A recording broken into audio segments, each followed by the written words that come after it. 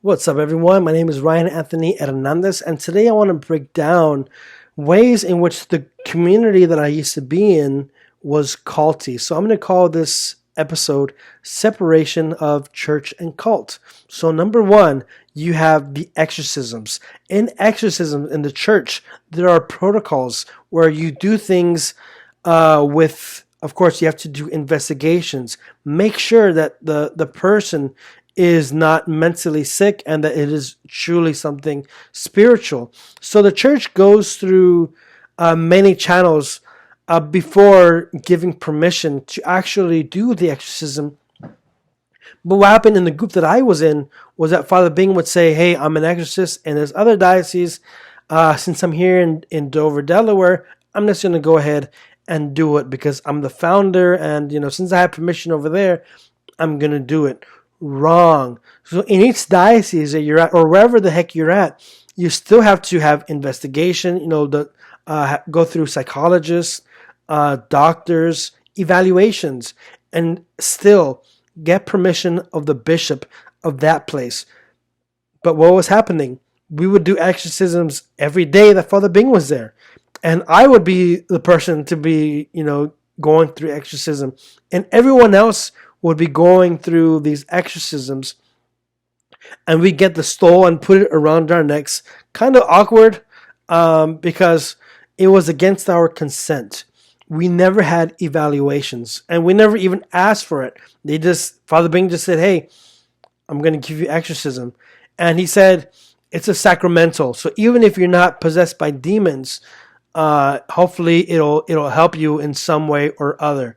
But it is very, very dirty the way they do these things. Because what if someone really does have a mental issue, and even if you don't, psychologically, spiritually, it's damaging being told you probably got demons. And it's like, why do you say that? I don't know. But hey, here's the exorcism. It's a sacramental, and I'm gonna do it to you. And if you bring up, well, why the heck are you doing exorcism if you're not given permission by the bishop? Well, I'm the founder, and so the bishop over there gave me permission. But if you look at canon law or catechism, whatever, that is totally red flag and not the right way to go. Second thing was a huge us versus them mentality where we were trained or programmed that everyone in the church in these dioceses were out to get us, that they were spying on us, and that they were trying to bring us down, that they were trying to destroy us from within, and that these people in the church were working with the Freemasons, Illuminati, and the only Father Bing's group, and maybe a few others were the elite of the church, were the real church. So it brings us versus them, where the church and every other religion, everyone else is a terrible person. But in your group, in this group by Father Bing, we're the last the last hope for the church. We're the last hope for the world. So as we had this us versus them, it would enable them to put us in bunkers, to put us in like dungeons, to put us in groups where we'd have to hide. We'd have to hide daily, especially after we got kicked out of Nueva Ecija, because the idea is you're being spied on. So to get even more culty, us brothers, we'd have to wear hoods and hide, and we'd have to be, heads down. You're on absolute silence. You're on fasting. So it was really just a weird time. And then to add on to this apocalyptic message of the end times, that Father Bing was he was using that as a tool because it really brings fear. Then they would be preaching about a nuclear war that was going to happen at any moment, and that if there was a nuclear bomb, we'd have to put trash bags over the windows. So these trash bags, we'd put them up. And the idea that Father Bing gave us was that these bags would save us from the nuclear radiation, and that they would be our protection. And it's like, if you question that, it's like, ye of little faith, Why don't you believe? Just obey. But we're already breaking so many things when it comes to obedience, which leads me to the third thing, obedience. Because in the church, yeah, we do have the evangelical counsels of chastity, poverty, and obedience. But the way that Father Bing did it was a way to enable slavery, a way to make the member no longer think critically. So I want to give example of obedience. The degrees that Father Bing had in the Constitution and commentary. First degree is obedience is submitting your judgment. Second, submit your reason. And then third, you submit your will. You're totally giving yourself. But then Father Bing had in the Constitution that even if the superior gives you harsh obediences, or even if he judges you falsely, even if he's mean, you're supposed to rejoice and be thankful because it is meritorious obedience. And in that way, you are carrying your cross and you're being more like Jesus. Truth is, it's enabling abuse and it is keeping abusers safe in these cult environments. Because if you bring it up, hey, you're judging me falsely or you're accusing me falsely, then they'll point back at you, hey, that was your chance to be like Christ. You lost your chance. You lost your graces. So they'll throw it back at you and they'll do nothing to stop the abuse. So going back to the obedience, you have the 3 degrees. Obedience by submitting your judgment, reason, and your will. And then it's not in any of the books, but there's a 4th degree, which is, it's like martyrdom. It's like it's entire obedience. And so the idea is, if so many people have died for Christ, if Christ suffered so much, if there are saints like Saint Margaret Mary Alacoque who have done some crazy stuff, then who are you not to carry your cross? So they wanted, Father Bing made this group to just be more extreme, more extreme, more extreme. And it's like every day he gets some inspiration and it's like getting holier, holier, holier.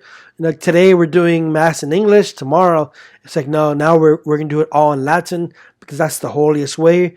All our rosaries, we're going to have to do it in Latin because that's the holiest way. We're going to have to do 10 rosaries because that's the holiest way. If you don't do your 10 rosaries, if only you do 9, that's a sin. If you're late to prayers, that's a sin because obedience, you have to do everything. And if you fall short of obedience, mortal sin, you're going straight to hell. So it's always giving this pressure. So there was a time in the community where there was a 4th degree of obedience, which I myself never practiced, but I have spoken to several people who did. And what it is 4th degree is they challenge you. If you really love God, you're going to eat this dump or human feces. Or in confession, say, all right, so for your penance, do 4th degree of obedience. So they push this. And if you don't, you're going to hell. You're being a sinner. So it was very culty. That is not what being Christ-like is all about.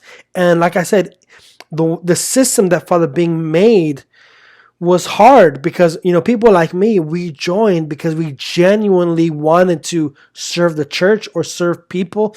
And there were many members there who were put in a position where it's like, hey, I joined to study, to become a priest, to do things the right way.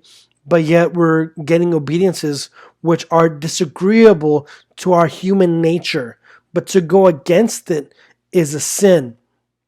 So I've heard members telling me that they've gone through the 4th degree of obedience of eating feces, some every day, some every other day, some once a week. Others, the message that they were given was, you're too proud to do 4th degree of obedience. You're not holy enough. So what we're going to do is we're going to make you holy. So we're going to get this pile of crap and rub it, smear it all over your face, and you're going to keep it there during the prayers. And prayers will be from depending on the community, could be from 1:30 in the morning to 7 a.m. So that's that's a lot of hours. That's a long time. And it might be longer, it might be shorter, but it's at least 5 to 6 hours of prayer time. And that's the thing. If you don't obey, you're you're disobeying, and you're going to go to hell. So that's where it becomes culty. And lastly, I wanted to talk about the education, because there was coercion when we joined.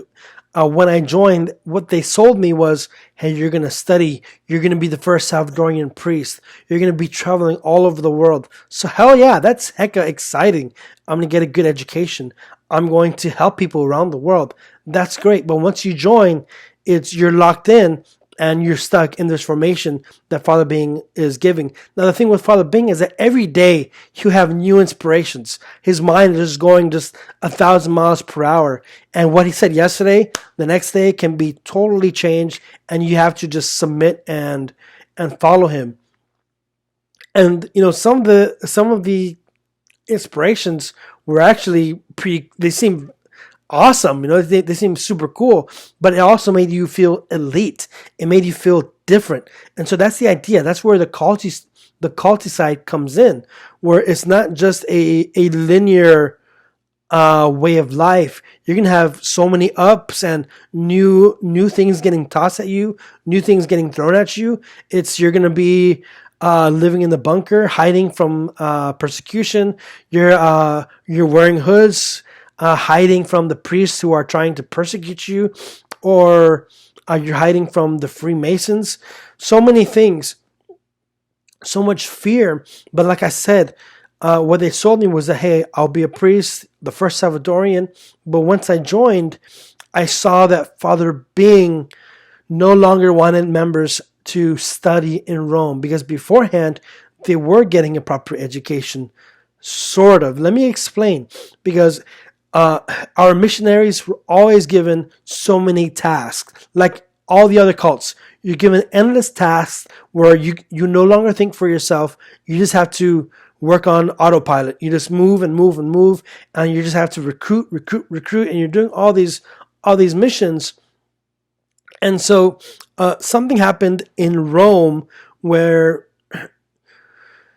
after some incident, Father Bing no longer wanted his brothers to go to Rome to study, because that's where you get trained. That's where you go through philosophy, theology. That's where you learn as a priest or as a seminarian or as a person to think critically. But Father Bing banned that. He stopped the move of sending brothers to Rome, because he was saying, he said this, I sent brothers to Rome. And you know what happened? They go get an education, but then they got brainwashed. They were brainwashed in Rome, and they became infested by demons. And so I'm making my own school now. So he made his own school, which was the way the school was made was very fraudulent, and it was a waste of time for me, for even some of those who did become priests. And it sucks, because we spent so much time, we spent so much energy, and it's worth nothing. And even if we did get a degree in this school, or at that time, for many members, they just kind of gave them the degree, so that it shows, hey, look, I made this school. I'm ordaining my own members because they're going to the school that I made. It's something that you can boast about. But I spoke with someone from Rome who was in that batch of members who went, and Father Bing said, hey, those guys are infested by demons, because they questioned the charism. They questioned me. So I spoke to this person, and he told me the truth is that I go to Rome, and I'm doing my education, and some of the other members are just doing endless missions, and they don't have time to study. So Father Bing would tell us, okay, so your obedience is your class assignments, all the assignments that you're doing, it's going to go under the name of Father John, or Father whatever the name is. It's going to go under the name of Father Jose, or whatever. Just an example. It's gonna go to them because they need to get ordained as soon as possible. I need priests. So it's fraudulent. So these members, of course, you get repulsed, you get angry. It's an injustice. Doing assignments, working hard hour after hour, and then you get the obedience to give it to someone else. And in Father Bing's way of life of victimhood, and you have to carry your cross and do things without question. And if you question, it's a sin.